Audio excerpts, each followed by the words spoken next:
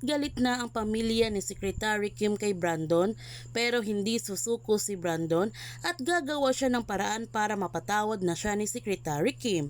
Nandiyan naman palagi ang kanyang ina sa kanyang tabi para suportahan siya nito.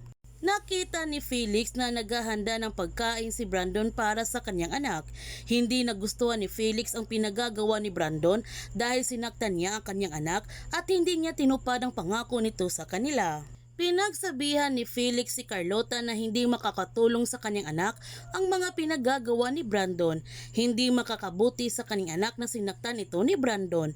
Ang sabi ni Carlota, nasasaktan din ang kanyang anak at marami nang pinagdusahan ang kanyang mga anak at sana naman maging be kind na lamang siya nito. Samantala, bumisita si Cyrus sa ospital at kinausap naman siya ni Secretary Kim. Nagtanong si Secretary Kim kay Cyrus kung nagsinungaling din ba ito. Yumango lamang ang tugon ni Cyrus.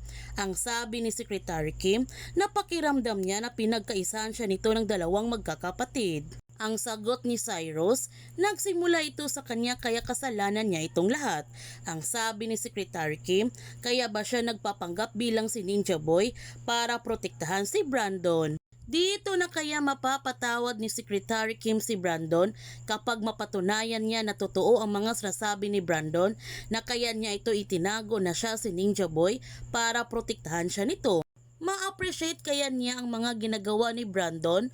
Yan ang ating aabangan sa What's Wrong with Secretary Kim. Kung bago ka pa channel ko, don't forget to like, subscribe, and click notification bell para palagi kang updated sa mga videos in-upload ko. Thank you for watching and God bless to everyone!